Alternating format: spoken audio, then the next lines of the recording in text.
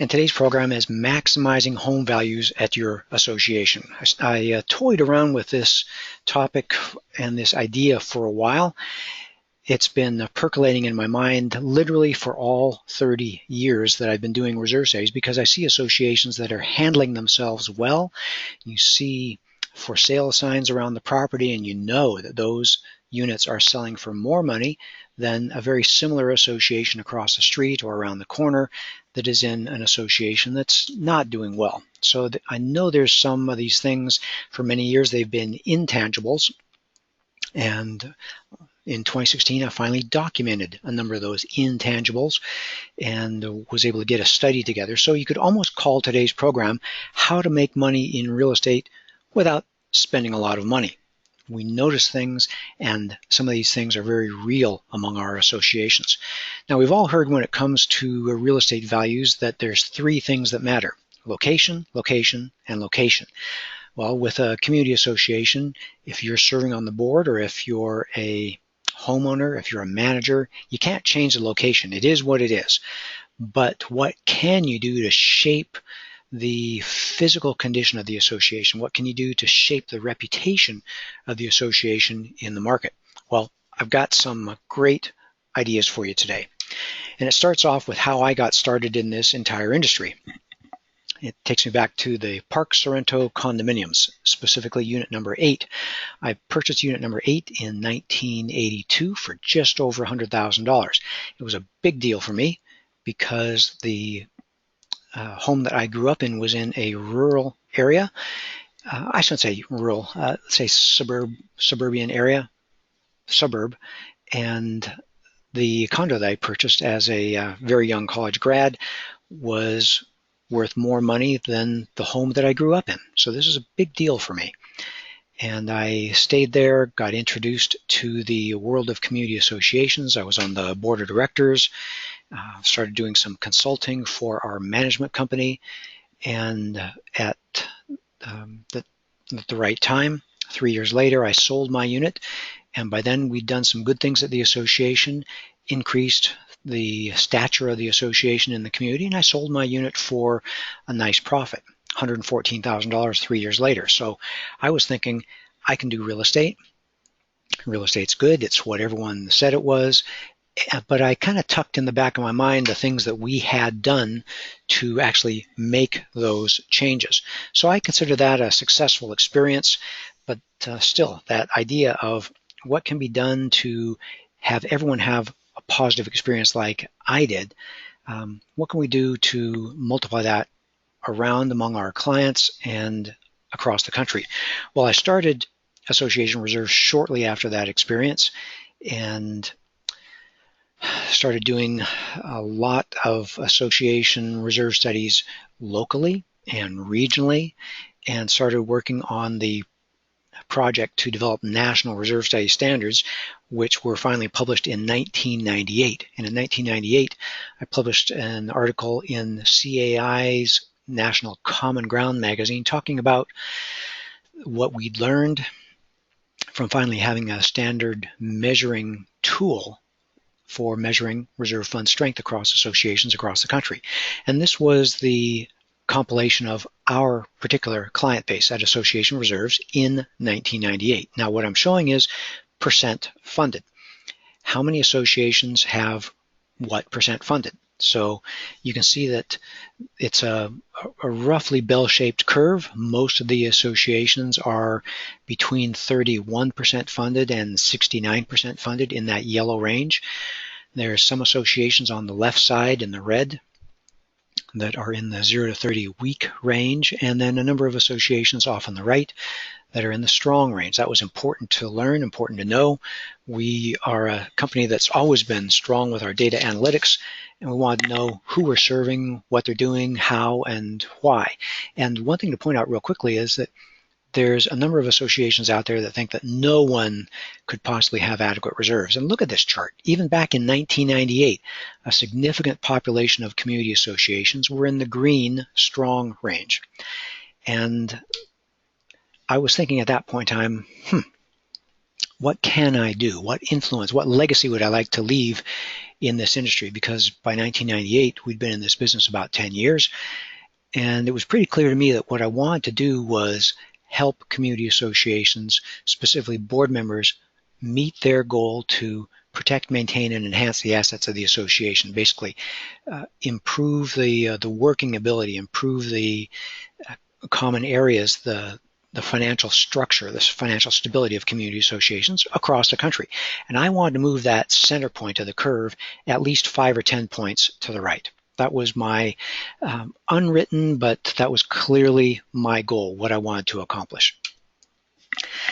And then we get to 2015. By then, we had crossed the line of, I think, about 30,000 clients under our belt, and did another data compilation and saw the same kind of thing. It was a bit disappointing. Well, we actually saw it coming because we'd been doing slices of the data in the years in between, but noticed that it wasn't generally a whole lot different. It was generally pretty similar. High point in the middle range, a fair number of weak associations, and a fair number of strong associations. Now, I did one more step, and that's I overlaid the 1998 profile on the 2015 profile.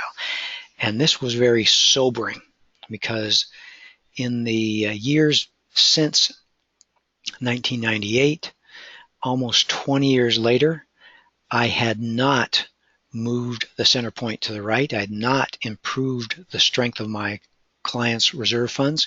If anything, the strength of their reserve funds had moved to the left.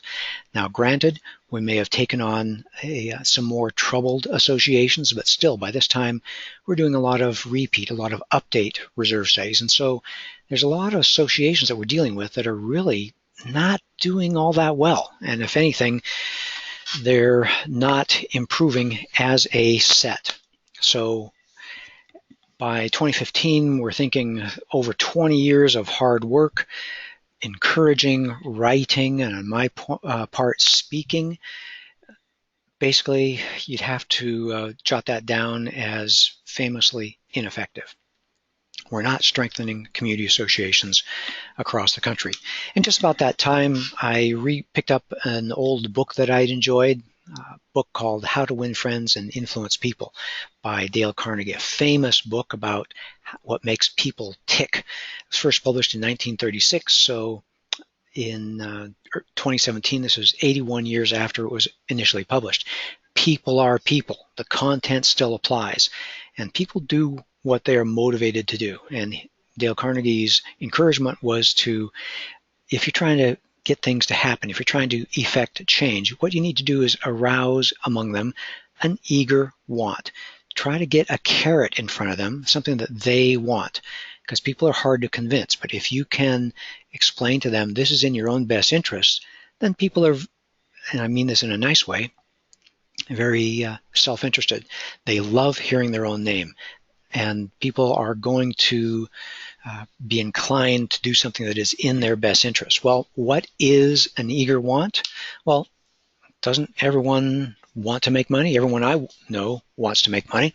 So that got me thinking. So I went to Zillow and looked up my old condominium, 23401 Park Sorrento number 8. And on Zillow, on many different property profiles, they have suggestions about things you can do to increase home values. If you don't like their Zestimate, they list a few things you can do to bump up the Zestimate. Well, you look at the top one. You can do a kitchen remodel for $127,000, and they estimate that it'll increase your home value by $93,000. And I think that's a lousy way to spend $127,000 to only get a $93,000 payback.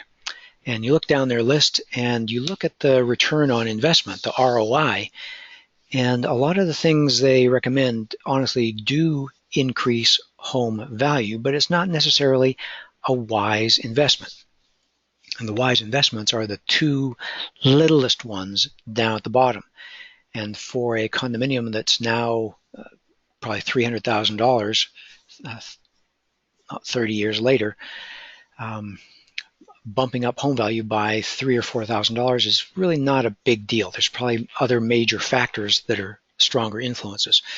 So thought about what I learned at one of my first condominium educational meetings, that the job of the board member is to protect, maintain, and enhance the assets of the association.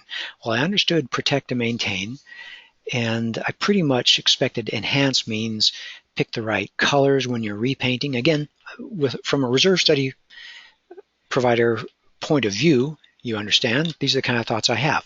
Making sure that the pool is attractive, making sure that you update the rec room and don't leave that carpet the same color that it's always been, same with the stairwells and the hallways. And then in the process of preparing a reserve study, what we are trying to do is actually not just do a reserve study, but help the board achieve their objective. So we are trying to help the board do what they're supposed to do. And as I started to think more on this point, isn't trying to strengthen home values really what enhancing the assets of the association is all about? The association is the compilation of all the units. And if units can go from 100,000 to 120,000, then the association has been clearly enhanced. Well, our efforts to help associations protect and maintain the assets by recommending reserve studies, recommending they purchase these documents. Obviously, that wasn't having the desired effect to have the board accomplish their mission to protect, maintain, and enhance. So was there something that we could do better other than just educating and encouraging? And again, in the back of my mind is there a critical thing that we can identify, something that can arouse an eager want that will draw them forward? Well, I was motivated enough to articulate all these kind of intangibles that we've been observing at Association Reserves over the years, and wrote an article, another article appearing in Common Ground, CAI's Common Ground. And I should stop here and ask for everyone here today, give me a show of hands. Are you familiar with CAI, the Community Associations Institute? Give me a click, hands raised if you're familiar with CAI. Interesting, only about half. Okay, all right. I'm going to put hands down. And for those of you who are familiar with CAI and likely CAI members, did any of you read that article in the January, February 2017? Give me hands raised. 1, 2.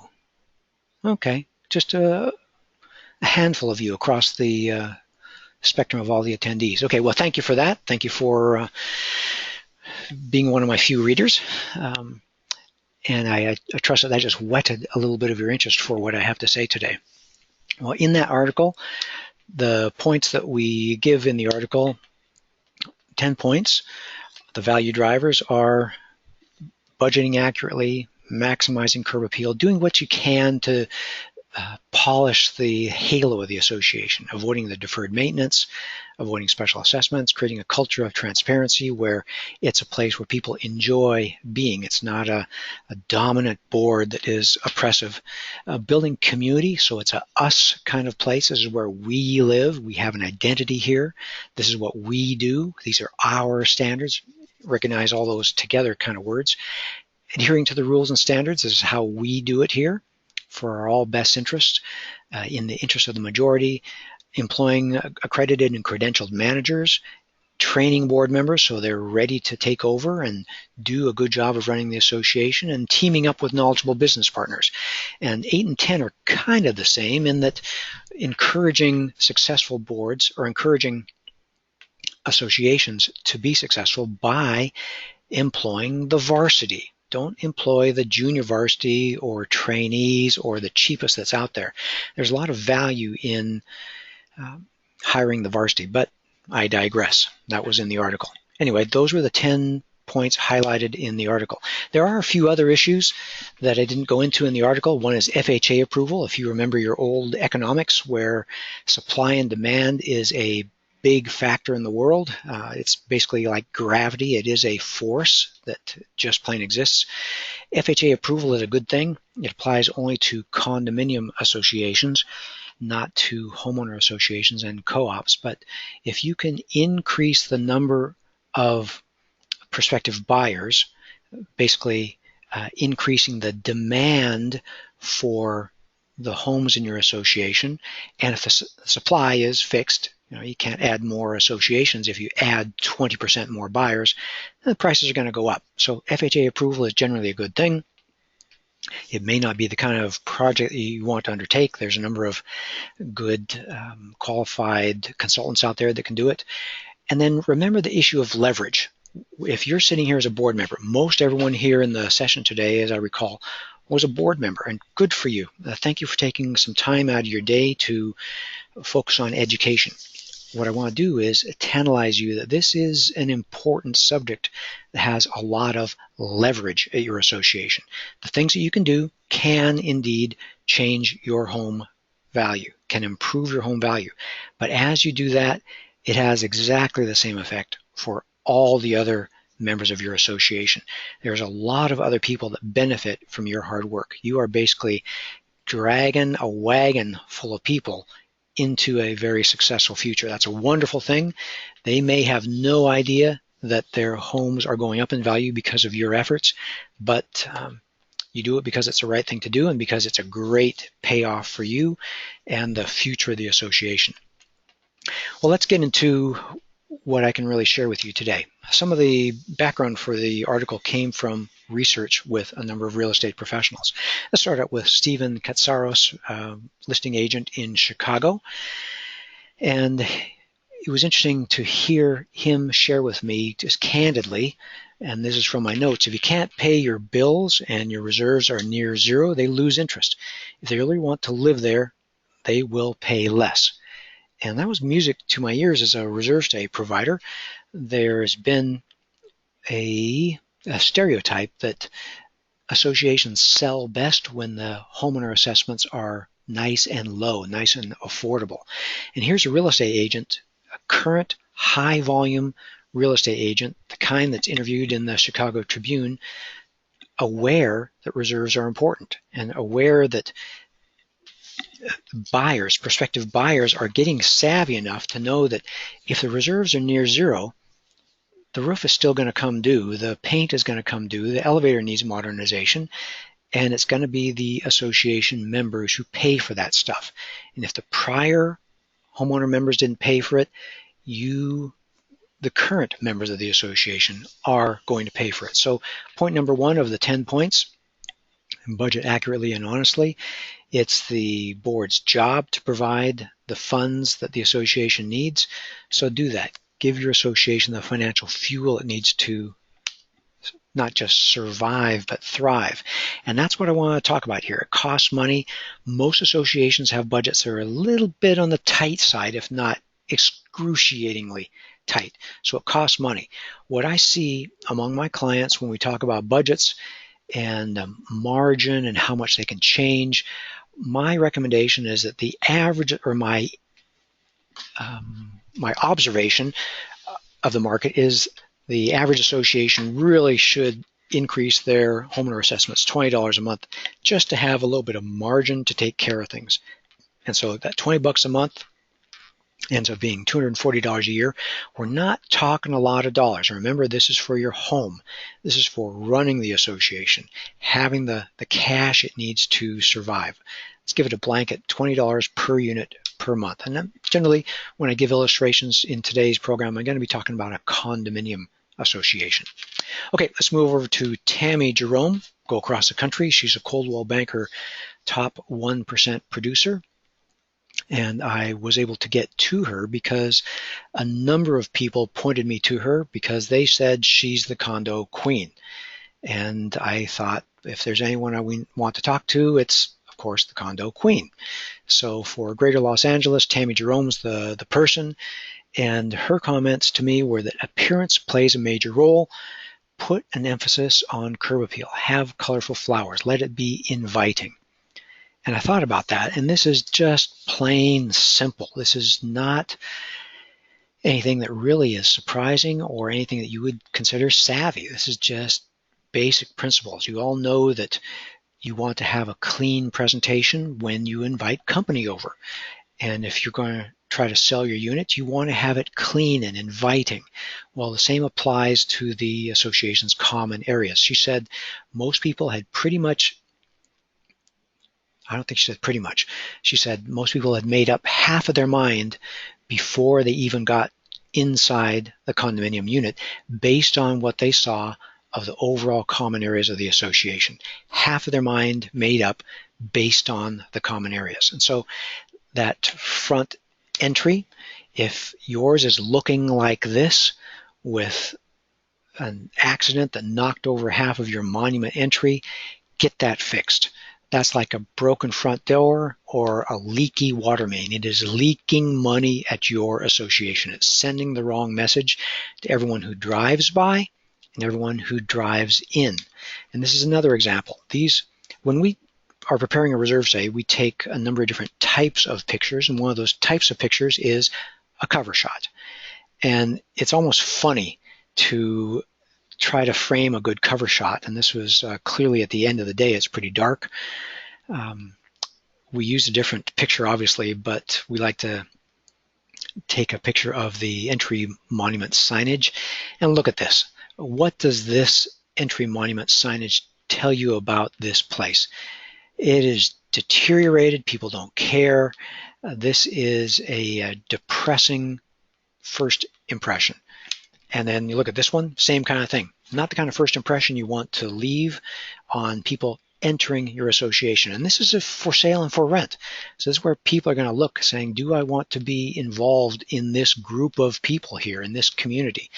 And my first reaction is maybe not so much. And I enjoy this cartoon from national condominium organization called Gladly. You can see them at gogladly.com. They are a social media site, website design site, and they parody a lot of silly things that happen among associations across the country. And I think there's a lot of associations out there that this is their unofficial motto. We're disorganized, sloppy, and mismanaged. And I love the entry sign. It's curling, it's deteriorated, just the kind of thing that someone in the reserve study industry tends to pick up. But this is the kind of message that you're giving. So what message are you giving to the people at your association? What first impressions? What's the curb appeal? Is it welcome? Come join us here. Or is it go away? We got enough of our own trouble without you. So that touches on points 2 and 3 of the article. Maximize curb appeal and avoid deferred maintenance. Deferred maintenance is when things need to be repaired and they aren't. Now, a little bit to add here is that there's so many board members that have the wrong impression about deferred maintenance. They think that stalling a project saves money. Well, truly the answer is no. The project still needs to be done. And when you delay it, it typically increases in scope. It typically gets more expensive. Let me give you the illustration of a roof that should be replaced, but they wait 1 year too many. If they wait 1 year too many, you start getting roof leaks, which are expensive. You get interior damage. You get multiple mobilizations of the roofing company. They have to do some Band-Aid repairs, and it ends up costing a whole lot more than had they done it on time, on schedule, for a few days when the weather was dry. So avoid that deferred maintenance. It will save you money. Anyway, the cost of doing these kinds of things, the curb appeal things that Tammy Jerome was talking about, is probably about $10 a month. And it's $120 a year, but an asterisk on that because timely maintenance actually lowers expenses. So it may cost you a little bit more in homeowner assessments, but it should lower your expenses, which means you'll have a net budget swing at your association, maybe of $20, $10 more, at least $10 less of expenses. So some good things going on if you go down this path. Now let me take a quick break here and ask, are you tracking with me that there's things that you can do? They are going to cost some money, but there's some advantages. And the things that do cost money are not going to be expensive. Give me a hands raised if you're tracking so far some of these ideas. Excellent. Hey, Paige, we've got a great group with us today. They all seem to be tracking nicely. Okay, thank you. I'm going to click to put your hands down. Okay. Then we go to, interestingly, Jason Gokai, the Southern California Condo King. There's two people I was referred to, the Condo Queen and the Condo King. Of course, exactly the kind of people I'm going to speak to. Jason had a little bit of a different take on it. He was talking more about the community rather than the curb appeal that Tammy spoke about. Jason said resident owners should be active and engaged on the board and committees, helping move the association successfully towards the future. Incidentally, music to my ears. It shows when you care, and it reflects well on property values. And this is taking care of the community. This is the mailbox area that's clean, the message board that has current information, not information about the last season of holiday lights or spring cleaning or something that is at this point in time months out of date. So that's creating a culture of transparency where there's open and honest communication on the board. Building community. This is how we do it here at Happy Acres, where people understand, again, how we do it here, people adhering to rules and standards almost without exception. Training board members so people are replaced. It's a healthy leadership system. And teaming up with knowledgeable business partners. This is where you are dealing with, I said 8 and 10 earlier, I think, hiring the varsity. So there's good things you can do. And this is just plain good practice. It's creating an association others would want to join. It's having processes in place. This is where effective management can be very helpful. This is where the veteran manager with the voice of experience can say, this is a better way to do it. Not a manager that's just a babysitter, just paying the bills, but a manager that can help guide and help the board achieve their purpose.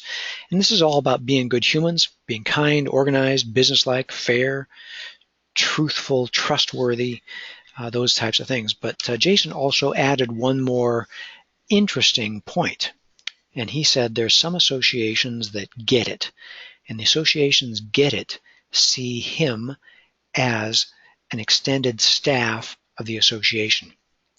Specifically, the business partner, not the adversaries. There's some associations that fight him when he's trying to get copies of governing documents, when he's trying to get updated key to the lobby, or information about what's going on with the pool, when's that going to be open for the summer so we can tell the prospective buyers. There's some boards that fight him and some boards that encourage him. And he said, think of me, think of those real estate agents who farm the community as your free extended staff. They work 100% on commission. They're selling the units of the association. They're telling good things. So pump them with good things. We developed a little sales guide for the association where I live. Welcome to Village Homes of Westlake. We want to invite you to join us. A great place to live. Convenient freeway access, close to restaurants and shopping. Lower taxes, highly rated school district, great place to live and raise a family. It worked out great for my family, I can say. Pool and clubhouse recently remodeled. Lighted trails, no special assessments. Professional reserve study. It didn't have the boldness to say buy a industry leader association reserves, but they have a strong reserve fund and they have a strong management company. And here's how to get directly in contact with the management company. No secrets, nothing to hide. We're open and ready for questions. Great stuff. And again, that is almost a zero cost. It's just a way of viewing the world and viewing the real estate agents that are the commissioned salespeople for the association. Okay, moving across the country back to Chicago area. Jeff Salhani, real estate listing agent in Chicago, quoted in the Chicago Tribune. If there is a special assessment, buyers will most likely walk away. And why is that? They don't want trouble. Avoiding a special assessment obviously costs the association money. It means that they need to collect the money in advance. But as we look across the country and we see special assessments, obviously there's a lot of us boards that don't care. So can I identify a better motivation? Can I stir an eager want among community associations, can I finally put my finger on something that's going to move the curve of reserve fund strength across the association? Well, I asked myself this honest question: do reserve funds make a difference in home values? Can I show, does it show, what does the data say about this? Well, we ended up doing a study. This came to a head in late 2016 as I was writing that article for Common Ground. And so we completed a study in January 2017 after the article was completed.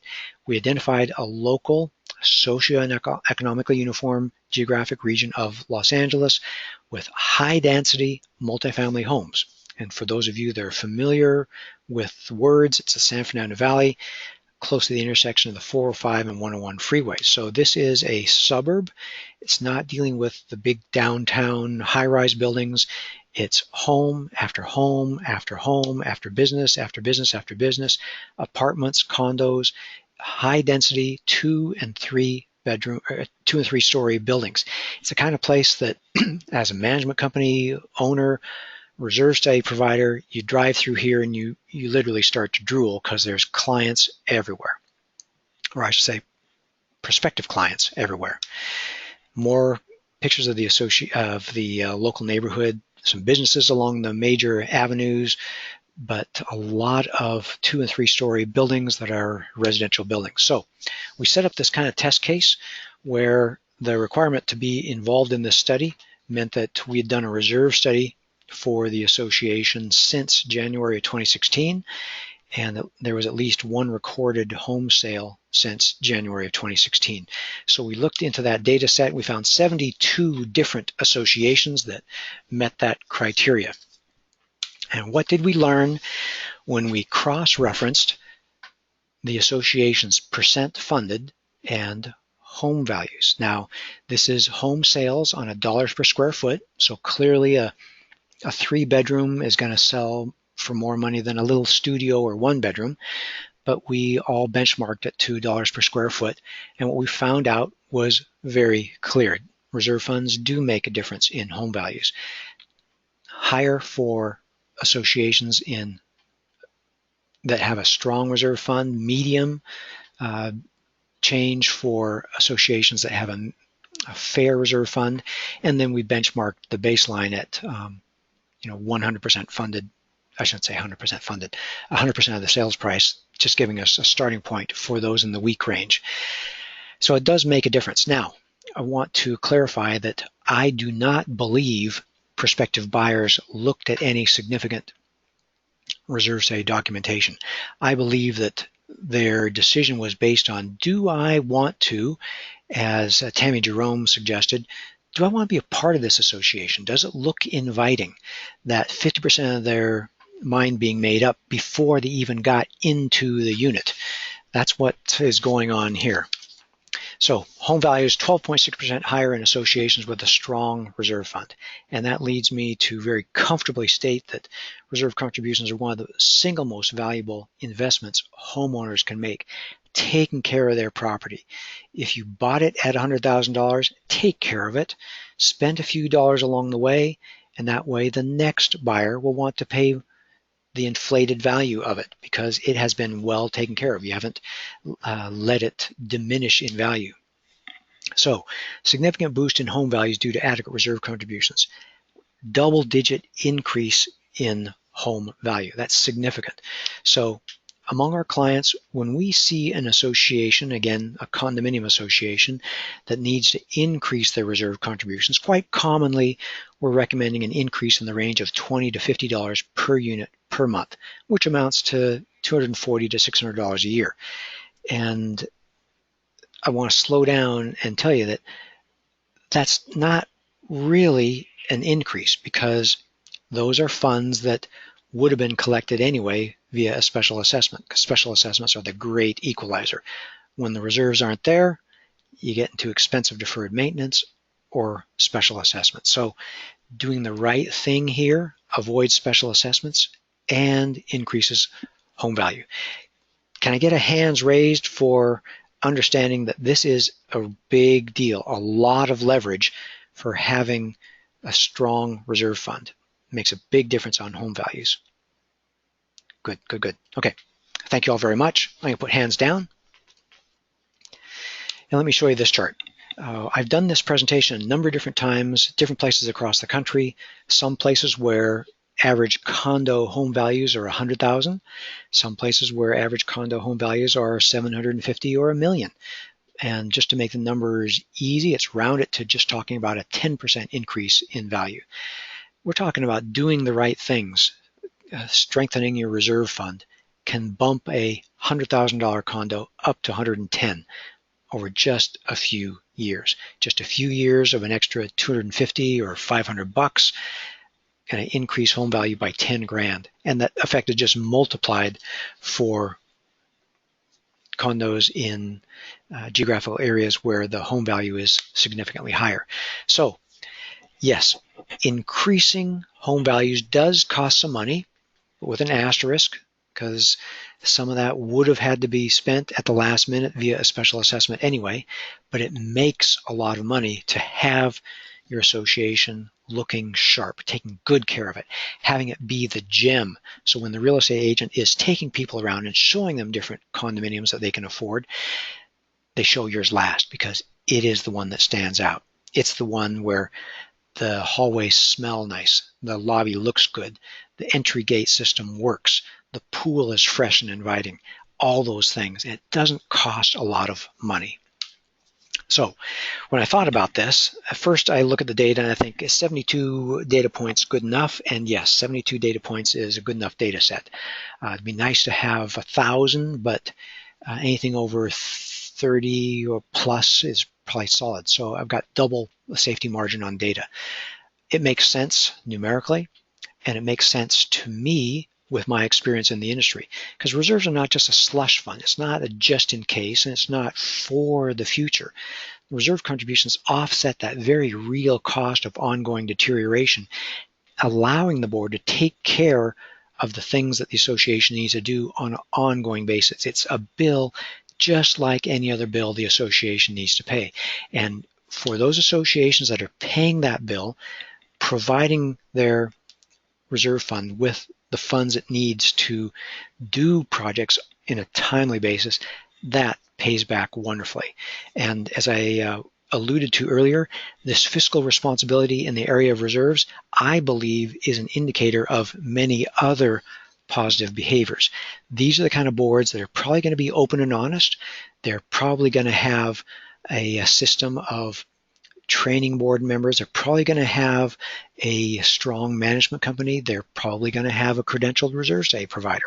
So many of these things they're going to be looking at. They're probably going to do walkarounds and look at, does this look nice or not?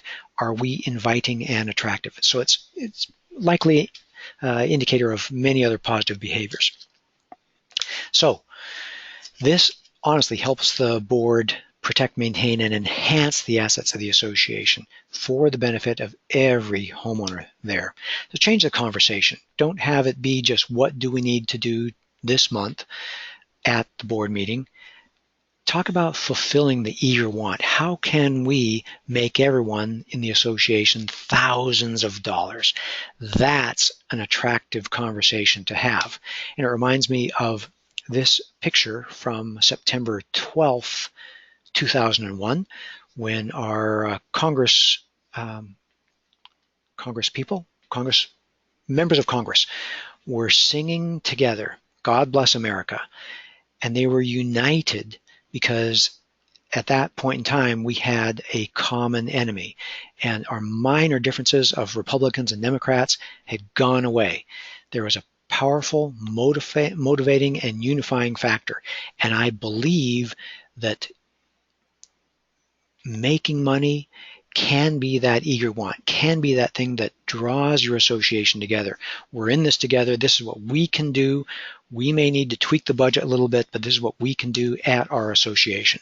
Okay, dose of reality. If you need to make some changes, don't expect immediate change. We're talking culture change. We're talking momentum here. But tap into the power of human nature.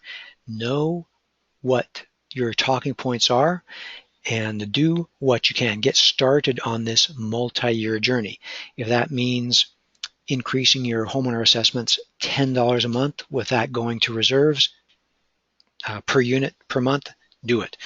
And do it again next year, and do it again the year after that. Within 5 years, you'll probably be about where you need to be. And you may need to do that with just giving your overall operating budget a little bit of margin also. But then again, your expenses are going to go down. Your board meetings are going to get shorter. Home values are going to go up. A lot of good things. And if you think about how long you've lived at your association, you're probably going to reflect back and say, wow, doesn't time fly? And this is a great multi-year journey worth taking. You're probably going to be in your association a little bit longer than you expect, so start on this path. Start making these positive changes. Home values can change. There's things you can very tangibly do as a board member or manager to put your hands on the wheel and do some things that may cost a little bit of money, may cost no money. Well, I hope you found this conversation or this program presentation challenging. I hope you found it stimulating. I hope you found it motivating.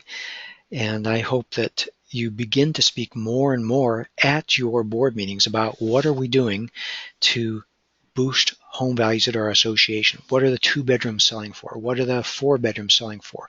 What is floor plan D selling for? Those types of things, whether it be your homes in your homeowners association or units in your condo, there's things you can do. Start the conversation, and I hope that it's a unifying and motivating factor at your association. Okay, that's what we've seen. That's what we've seen from doing, I think we're up to over 45,000 reserve stays across the country now. We have learned a great deal. We have a lot of published information, videos, recorded webinars, written materials. That's all. You can find that in our Learning Center. We want to help you any way we can to improve your association's future. If you'd like us on your team, by all means, go to our website and click on that Request a Proposal link there. And if you stumbled onto this webinar referred by someone else, join our free email list. We'll have notifications of future webinars. We have newsletters, all with tips, ideas, insights, things to help your job as a board member or manager a little bit easier, how to get to those aha moments with respect to reserves. And of course, feel free to sign up other people, the rest of your board, or for managers, your entire board, so they're getting this type of information. We want to be a part in your future, and if we can help by speaking into the hearts and minds of your boards, it's easy for us to do. And as I'm telling you, I'm here at my desk. It's a pleasure to spend some time with you today. It is, pretty soon I got to get back to doing reserve studies, but I enjoy sharing some of the lessons we've learned and using that as a leverage point for me to help associations all across the country. So Paige, that's the end of my collected material for today. And let me turn it over to you, and you can handle some Q&A with the time we have left. Okay.